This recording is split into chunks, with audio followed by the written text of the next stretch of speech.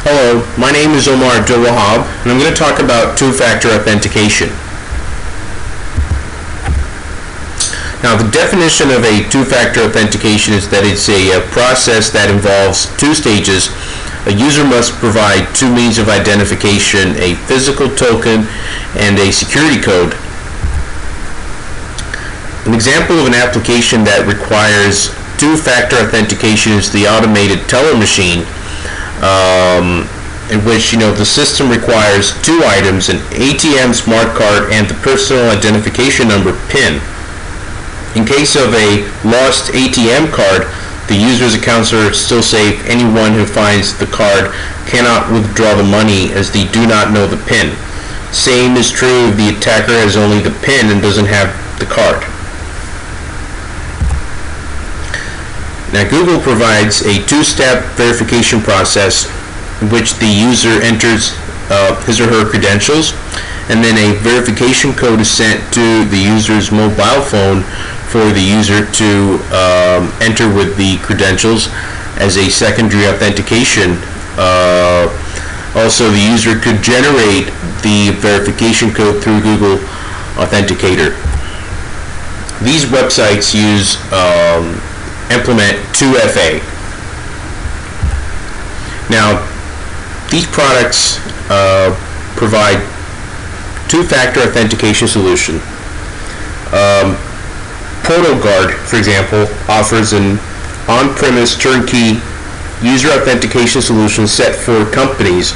This all-in-one integrated design includes two-factor methods. Also, TillSign 2FA provides two-factor authentication through a user's cell phone. Swivel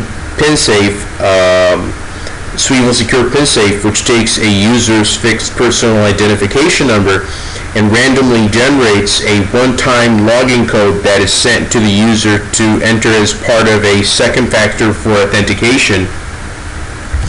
PhoneFactor is it provides second factor authentication using the phone, and Quest Defender is a software that uses the power and flexibility of Active Directory to provide strong two-factor authentication for organizations.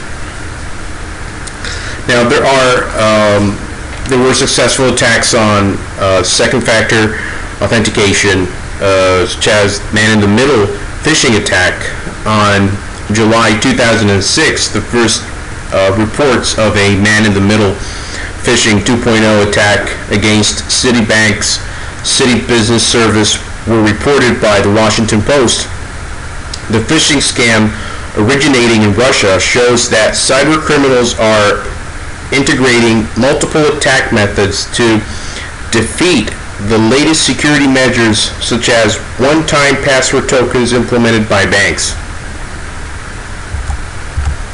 Also, the deployment attacks. You have many companies only deploy two-factor authentication on one or two systems that identify as high risk. A determined attacker will look for ways around strong systems. They will look for a weaker system that will allow a pivot point to breach their target server. Considering an attacker who's able to log into a web application to access other systems internally by hardening the SSH server with two-factor authentication, no breach will occur using credentials. But the attacker could breach your system by attacking web applications that doesn't have strong authentication, and through that application, an attacker could achieve the original goal.